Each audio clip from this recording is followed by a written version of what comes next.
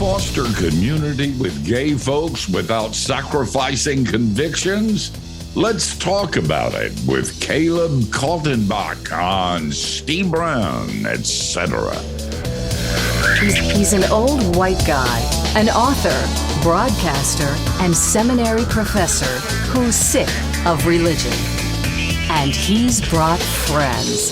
Please welcome Steve Brown, etc. That is the name of the program, and we are so glad you're here. I'm Steve, the aforementioned old white guy. Matthew Porter, our executive producer, is here. Matthew, I understand your oldest son just started the 7th grade. Yes, that is correct. And that also means that my days of helping him with math homework are rapidly coming to a close. Coming to an end. Yep. I'll see you all the way up to long division, and then bye con dias. Go talk to your mama. And there's another good point about having a teenager. You know, if you die while they're in their teens, you go straight to heaven. They don't even ask about Jesus. Excellent. Angels understood what you went through. So I don't want you to die, but there's good news on the other side, should that happen. Our producer and audio expert, Jinx, is in his little glass booth. Jinx has a son, but his name isn't Mike, which feels like a missed opportunity. Jinx. Well, that's my dad's name, so yeah, we met him and liked him a lot, by the way. we'll have to have him back on the show, huh? Our video director and one-man IT department, John Myers, is in his text bunker. You don't see him, but he's there. And if you need somebody to fix your computer, debug your site, fix your email, don't call John. He's ours, okay? And busy. And Dr. George Bingham is the president of Key Life, and what he says goes. One day he'll say, Steve, and then I'll go. But not today. That's the closest we get to me saying what goes. Kathy Wyatt is, of course, the soft feminine side of this program. Kathy, happy Baby Boomers Recognition Day. That's a holiday for those who recognize less and less with each passing day. Is that real? Or is that are you serious, Matthew? Absolutely. Googling it right now. I didn't get my cards out in time. I'm a sensitive person, and I would never lie about that. You know what? It's so true. Less and less every day. By the way, Caleb, you've heard Caleb before on this program. Caleb Kaltenbach. He serves as research pastor at Shepherd Church in Los Angeles. He's also the founder of the Messy Grace group. There is no other kind of grace. Besides speaking, writing, and consulting, Caleb has been a guest. Are featured, the New York Times. I wouldn't tell people that. Fox and Friends, the Glenn Beck Show, Eric Metaxas Show, and Christianity Today, among many others. And his newest book, which I now hold in my nicotine-stained fingers, is Messy Truth: How to Foster Community Without Sacrificing Conviction. I don't think you can, but I'm open to instruction. I assume this program will be pedagogical in its content, and by the end of the hour, I will have changed my views. When I ask people what church they go to, they say, I'm just a Christian. And I say, you don't have any convictions, do you? And so that'll give you an idea where I'm coming from. But I also recognize, and Jesus is always doing this, the stuff he said about love for one another, and then what Paul said, it's really irritating about community about us being together and needing each other and all that kind of stuff. But the truth keeps getting in the way sometimes, doesn't it, Caleb? No, it does. And by the way, thank you for having me on your show, Steve. And I can relate with Matthew because my youngest just started 7th grade and my son just started 9th grade. So my days of helping him with math have been over for the last 3 years or 4 years, 5 years, 6 years. So we didn't do math in Bible college. So I can relate with that. We need grace anyway. But yeah, I think. By the way, thank you for coming back on. Some of our guests refuse. Oh, you are a brave man. Oh, well, thank you. You might be the one being brave having me here. I don't know. But no, I thank you for the book. I really wrestled as to whether or not to write Messy Truth. And the way I look at it like this, Messy Grace was all about a Christian's individual relationship with LGBTQ people. But Messy Truth is all about, how do you help your LGBTQ friends get connected to a redemptive, Christ-centered community? And so there are more people writing on, the subject of sexuality from a historical Christian perspective, for lack of a better phrase. People like Preston Sprinkle, Jackie Hill Perry, Beckett Cook, Sam Albury, just really, really great, tremendous voices, Sean McDowell. But one of the things that I try to do is, I'm a pastor first and foremost. I don't have a PhD like some of those guys. I have a D-Min, which when I graduated, my children were like, so you can do surgeries now. And I was like, no, you can give people medicine? No. Oh, so you're not a real doctor? No, thank you. I'm not.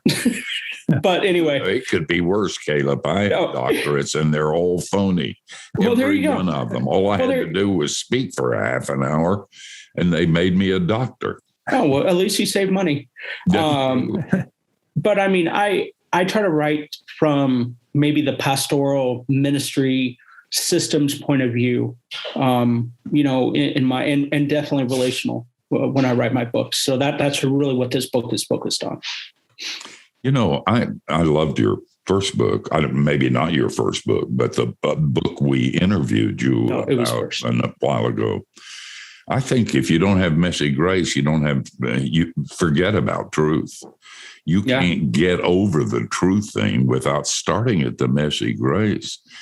If we start with a recognition of what Luther said, we have a great Savior and we're great sinners.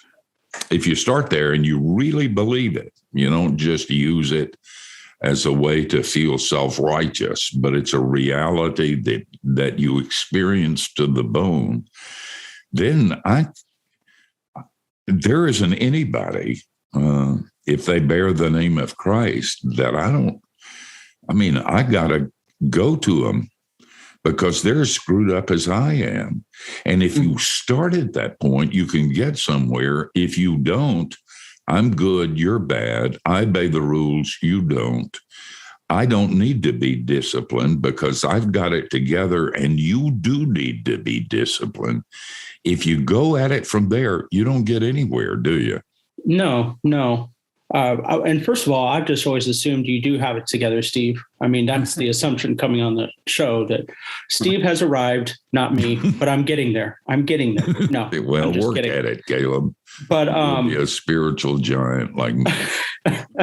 But I tell you what, I think that a lot of us forget, either because of our emotions or because of our religiosity or because of our political idealism, whatever side of the aisle we're on. I think that we can forget that we are sinners still. And I think we forget Paul's words in Romans 17:15 and following, that he still struggled with sin, but he was saved, but he was very, very aware of this other part of him. But he chose to continually surrender.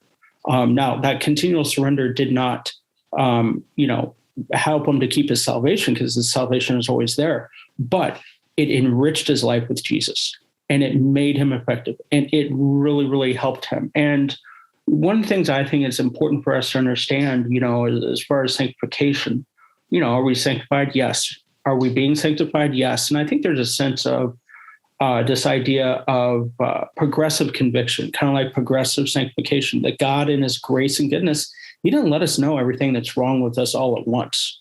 I mean, if he did, we'd be a basket case. I'd be like, okay, where's the building I need to jump off of right now? It's just kind of like, oh my gosh, no, he, in his grace, he handles things progressively in our lives, and I think that's just evidence of him walking with us through every struggle, through every joy, through every trial, through every circumstance. And for that, I'm grateful. Oh, me too. And on the other side, I love your book because it's dirt under their fingernails. I mean, what you teach in the book isn't a list of convictions and how you can be nice and still have convictions. But you start out, and I want you to relate that story on the other side of the break. You start out with a story at church where two lesbian couples are married, and you let them in the church and then dealt with the mess that followed. You're going to love this story. The name of the book is Messy Truth: How to Foster Community Without Sacrificing Conviction. You ought to read it. Painful sometimes, but it is important, like this show.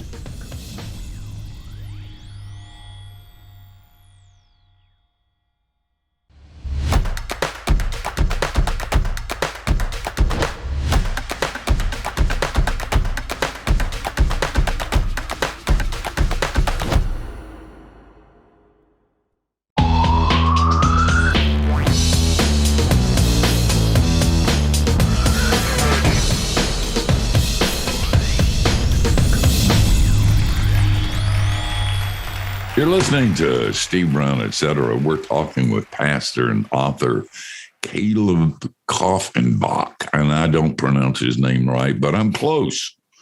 And for an old guy, that's not bad. His new book is called Messy Truth: How to Foster Community Without Sacrificing Conviction. Get it and have the small groups in your church study it.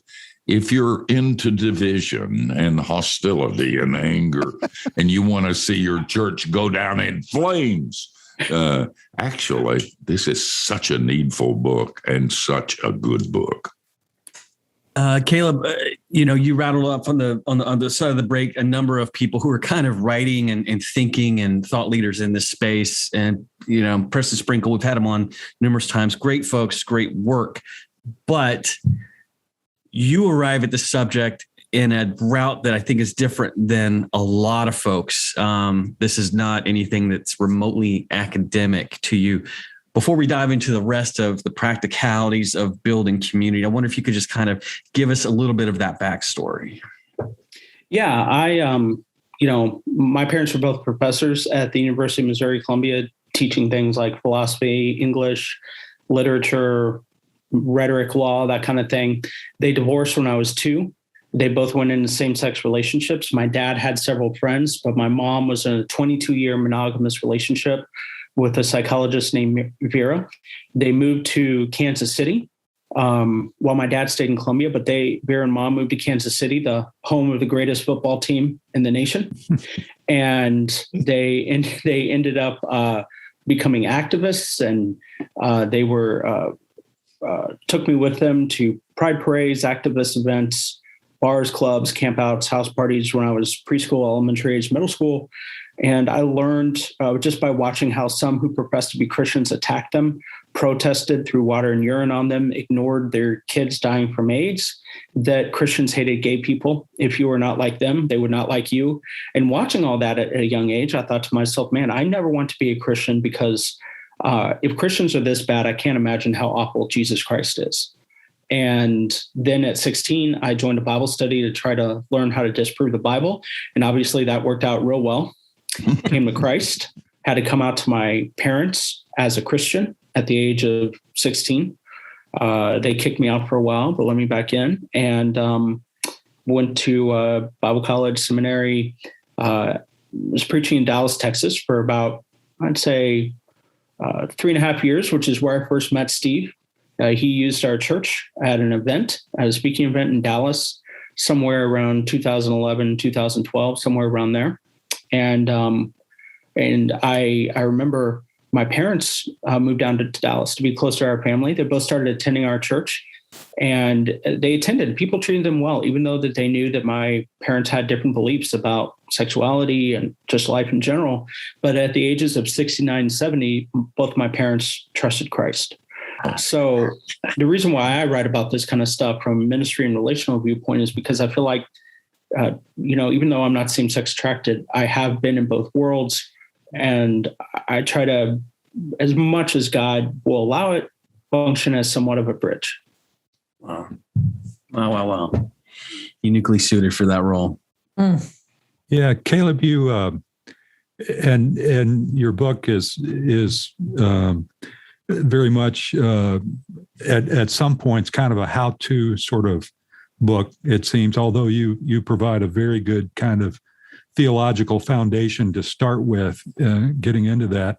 And you mentioned sort of later on in what I would consider the how-to, or read as the how-to section, you mentioned the phrase, love the sinner, hate the sin, which so many of us have heard before as, kind of an attempt to be accepting and so forth. But you kind of bristled at that use of that phrase. Can you talk a little bit about that and what it meant to you?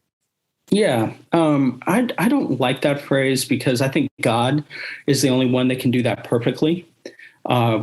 We can't. It's hard for us to separate one from the other.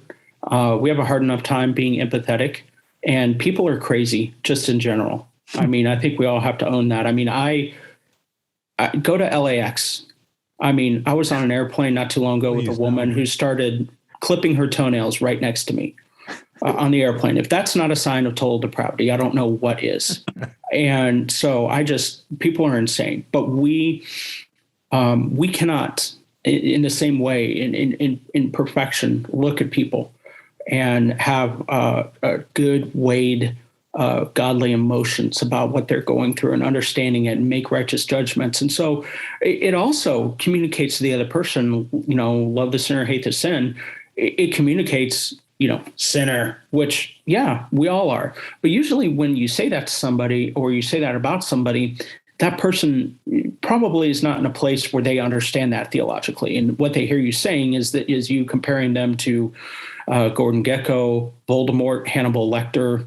I mean, pick your bad person and you're they're like, wow, that's what you think of me. It's like when we compare sins and we're like, oh, well, I don't think that homosexuality is any worse than gossip or murder. They're like, oh, thank you. Yeah. Wow. Great. And so I think there are better ways to say it, like say, hey, I love you no matter what. I'm in your corner. We may disagree, but disagreements about theology or relationships does not cause me to value you less or question the intrinsic value that God has given you as a human being, because you are still made in his image. I mean, everybody is somebody that God created and Jesus died for. So that's why I think that phrase needs to go, like the way of Jimmy Hoffa. But we're not sure where he went. Well, there you go. It's lost, right? He's lost. What kind of reaction do you get when you tee it up like that? Like, I don't need you to change or do anything. I accept you. Is that met with like, oh, that's refreshing? Or is there still skepticism? Like, I need to see that before I can fully buy it. I think it depends on the person, because in the book, I basically say that, and I know it's not this simplistic, but I try to make it as simplistic as possible just for initial understanding that there are three types of people. There are people who, people who have experience with LGBTQ. That would be people like myself who are heterosexual, which is most of the Earth's population. That's why they call it heteronormative, where we have friends and family who might be same-sex attracted or have gender dysphoria, but we ourselves are not, but we care for them. So there's experience with, there's relating to. Relating to would be people who are same-sex attracted, but maybe celibate. And I'll go into more of that in just a moment. And we'll make sure you do. Hey, the name of the book, and guys, I realize that for some of you, and for me, this is kind of an uncomfortable subject, but it's so important that we understand it. We're living in rapid social change. And Christians, if we don't get with it and understand our calling in this culture, it's not gonna be good. So get the book and read it. It's called Messy Truth: How to Foster Community Without Sacrificing Your Convictions.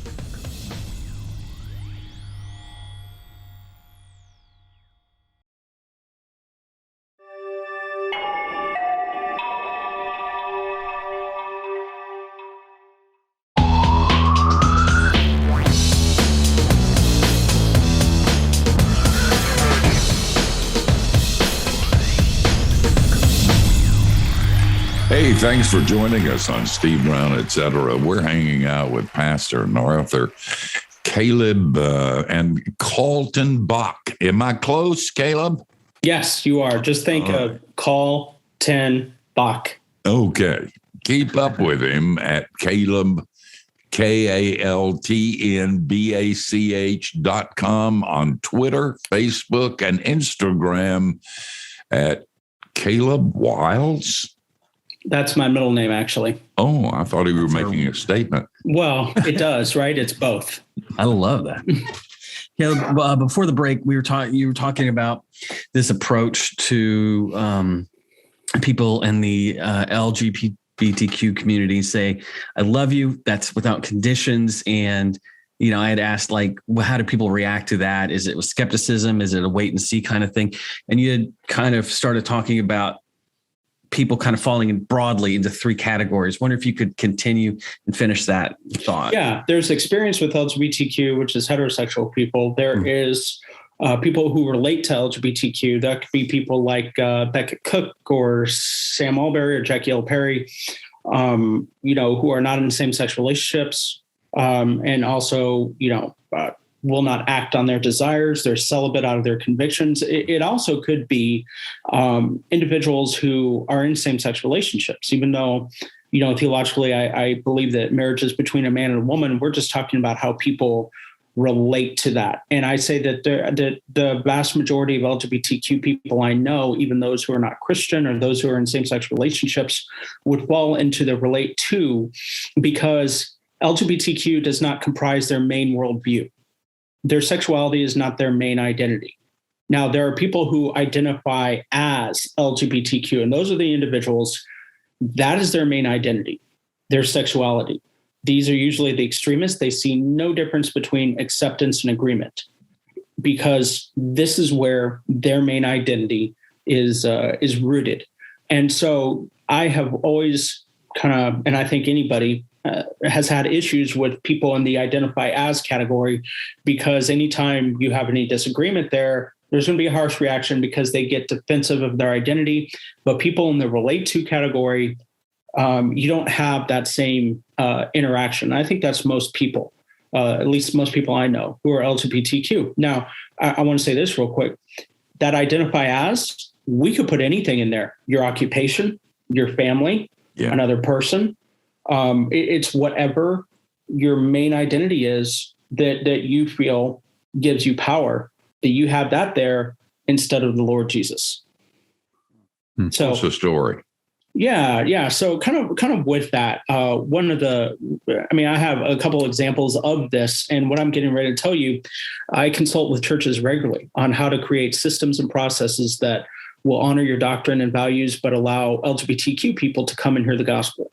And so this has happened 7 times at churches I've worked with since October 2017, and always with married lesbians. Never have I had this experience with married gay men. But in this one church, in the opening chapter, there are 2 older middle-aged lesbian couples that had just adopted, they were married, they had just adopted young kids from the foster system, and their kids had been with them for a couple of years. They decided to start going to this church I was consulting with, even though that they knew what the church believed about sexuality. People treated them well.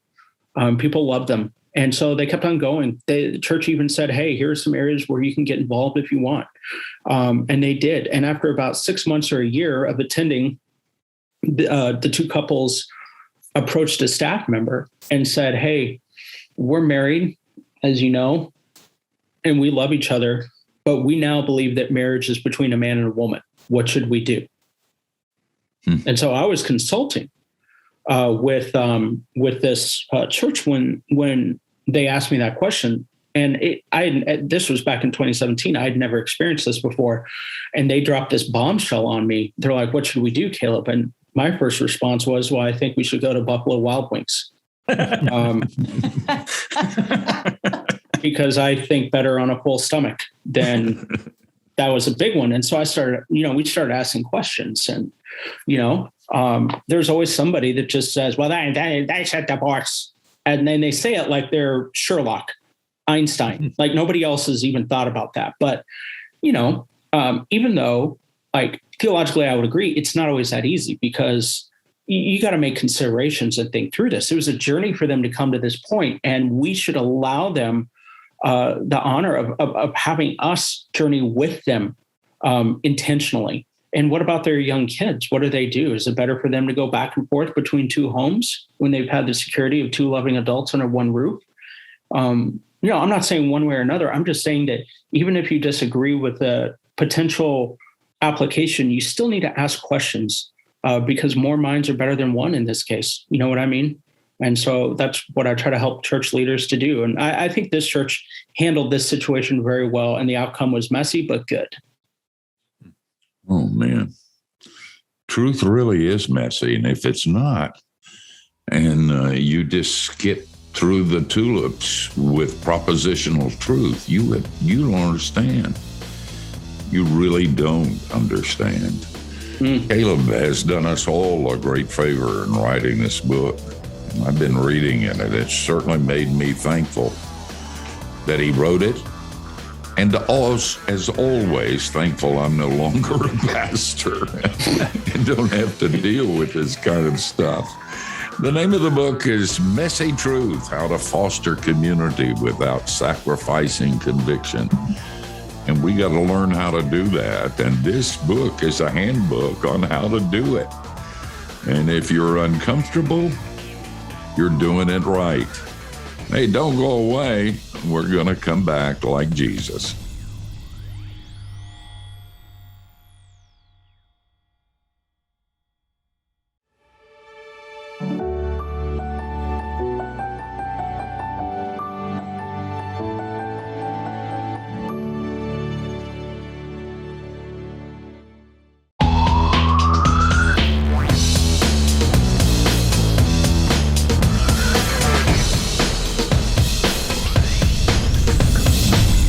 Hey, thanks for hanging out with us. You always have a seat at our table. If you like this show, please help others find us as well. Every time you do that, you get 3 free sins. It's as simple as giving some stars and a review on iTunes, Stitcher, Spotify, or iHeartRadio. And as I said, you get 3 free sins, and frankly, you need them. Caleb, I do have a question, but I wondered if before I ask you the question, would you finish the story you were telling us just before the break? Yeah, happily. Basically, I advised the church. We talked about some things that they could offer to the ladies, how to walk with them, how to shepherd them and love them. I tried to get the church to tell, the elders and the staff team, don't tell them what to do. Walk with them on the journey. They're already trying to do the right thing. Don't try to fast track this, or else it's not going to go well. And so they walked with them well. And in the end, the ladies ended up getting a divorce, but they ended up still remaining as roommates, living in the same house, because they hadn't been sexually intimate in years. That was not a temptation. and they wanted to have consistency for the 2 kids that they had adopted. And now whenever LGBTQ people come to the church and ask questions about sexuality, sexual identity, gender identity, any of the above, they send them to these 2 ladies. And I mean, is that perfect? No. Is it messy? Yes. Does it work? Yes. And so that's kind of the conclusion of that story. And there are so many other different stories like that that I've experienced. And I tell one other one in the book. But anyway, that's how that ended. In the subtitle of the book, when the How to Foster Community Without Sacrificing Conviction, that seems to me to be like a nucleus or whatever of the issue that we face in the church. How do we communicate in a not so offensive manner the truth, the conviction that we have, while at the same time we want to be accepting of people regardless of the circumstances? But it does seem like anything that has to do with sexual issues is always just boom in the church. I have a friend who has for the last couple of years been dealing with the issue of a transgender child. And I actually spoke with this friend last night because I wanted this person to know that this interview with you was coming up. We let these folks know when we had Preston Sprinkle on, et cetera, because and my far beyond my hat is off to these people. I am in awe of this woman and the way she has handled this, and her constant struggle that she continues to come back to is that there is this tremendous alienation between herself and her child, because she can't, what her child is looking for is for her to say, I've been wrong about this the whole time. You're right. Everything that you want to do is okay. I wash my hands of my faith, et cetera, and how do you navigate that road whereby you love the individual, whether it's your child or a sibling or a friend or whatever, where you love this person, but at the same time, you cannot violate what you feel is scripturally right? Yeah, that's a great question. And that's one of the many tensions that fills our faith. I think we really, really underestimate the tension that exists between, we talk about the tension of grace and truth, and that's definitely there. But we really, really underestimate the tension that exists between Jesus's mandate to love God and love people. There's definitely a tension between the two. So, I think when you walk through that, obviously there's a lot that's going to be subjective because every person you're dealing with is different. Every situation is different, right? It's different if you have a 12-year-old girl who now says that she is a man and wants to be called, Franklin, or God forbid Franklin. She should choose a better name than Franklin, maybe Bobby. But between that and a 26-year-old child, right? There's a difference between your brother and a friend and so on and so forth. So that dictates some of it. But what doesn't change is your commitments to your character, your integrity, loving God, loving people. And so I think you have to remember that God holds you responsible for the decisions and actions that you take and what you believe. God doesn't hold you responsible for other people. We need to try to be as empathetic as possible. That's why I spend, a third of the book. The book is divided into thirds. The second third of the book is all about building compassion and learning how to relate with other people who are LGBTQ. How do you ask really good questions? I have a whole chapter in the book where I list like 120 different questions that you can ask. And, that even among small groups and staff teams and that kind of thing. But then also, I think that we have to learn to be intentional with our conversations. The last third of the book is devoted to the idea of how do you have conversations without shaming people, like you share the truth, but you don't shame them, right? There's a big difference between the two. So how do you do that effectively? And I talk about you need to be intentional, plan out the conversation, what's the goal, so on and so forth. So, I mean, those are some of the steps, but I just, as hard, and I can't imagine what your friend is going through, I would not give up hope at all. And just the moment that she either leans all the way to the left or sorry, all the way to the true side or the gray side, she's lost influence. She will eventually. There's hope. Yeah. Matthew? We got like just a minute left ish. I'm wondering, do you ever get pushback from believers on the focus of what your ministry is? And does that come from misunderstanding what it is? Yeah. Yeah. I get pushback all the time. And I usually count that as doing the right thing, because if you're not taking arrows from both sides, you're doing something wrong. If you're going to be a bridge, you're going to be walked on by both sides. And I'm not saying that I'm a martyr. I'm just saying that anybody that gets involved in a societal lightning rod issue like this, that will happen. And so, yeah, I do take arrows from both sides, but usually the religious cultural fundamentalists, they don't know somebody who's gay, or they think they don't, but nobody would want to come out to that person. Oh, man. Caleb, yeah, this has been a great hour, and this is a great book, and we rise up and call you blessed. The next time they go after you or praying for your death or that you get the hives or something, do know you have some brothers and sisters in Florida who think you're the best thing since sliced bread and give you the word from God in Hebrew. Don't you dare shilly-shally. Caleb, God bless you. Thanks for being with us. Guys, we're going to come back for one short segment, and we're going to tell you who we're going to do it unto next week. So don't go away.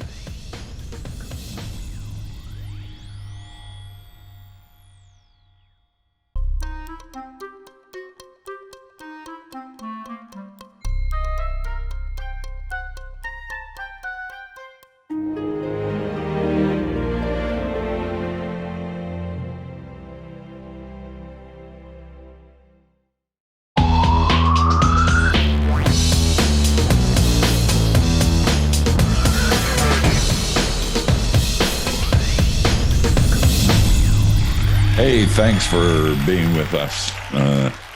That's a good hour. We've taken a vote, and we really like Caleb.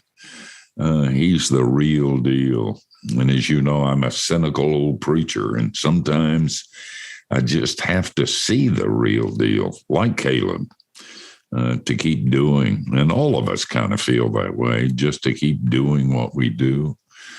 He's saying something that's really, really important. I was saying off the air that I have a friend, his name is Kurt Moore, and he works in disaster relief. And he worked in Mississippi after one of those horrible hurricanes where everything was devastated. And there was a lesbian couple there, and he reached out to them and loved them deeply and profoundly. Some of the Christians were not too happy with that, and he had a come to Jesus discussion with them, giving some of the kind of things that Caleb's been talking about. And not too long ago, Kurt and his wife have not been able to conceive, and that's been a great bit of pathos in their family. One of the lesbians called him and said, "We know your trouble in having a conception and how much you want a baby. And we've prayed about it, and we've decided that we're going to have your baby for you." And Kurt can't tell that story without getting emotional and tears coming to his eyes. And every time he does tell it, and I've heard him tell it a couple of times, there's the smell of Jesus. And Kurt did it right. And we've all got to do that, even if you wince when you do it right. And it starts first with the confession of your own sins. Grace, messy grace, your messy grace precedes messy truth. And if you don't have the messy grace, forget about the messy truth. Sounds like a sermon, sorry, but I believe what I just said deeply. Kathy, who's going to be on next week? Well, you're not. Oh, good. And You got to give old people time to We rest. got to give you a little break. So Matthew is on. Matthew's going to be heading up the program next week, and we're going to be talking with Alex and Stephen Kendrick, who we have. I believe we've had them before, haven't we, Matt? They have a new film coming out. Oh, So Matthew's at the helm, since film is Matthew's deal. Matthew, among I'll other pray things. for you, so don't screw it up. thank you. But if you do, both Jesus and I will love you anyway, Counting on it. because he's done that for me. Guys, we're going to come back next week, same time, same place. We hope that you'll join us. And between now and then, don't do anything we wouldn't do. And that gives you a wide, wide berth.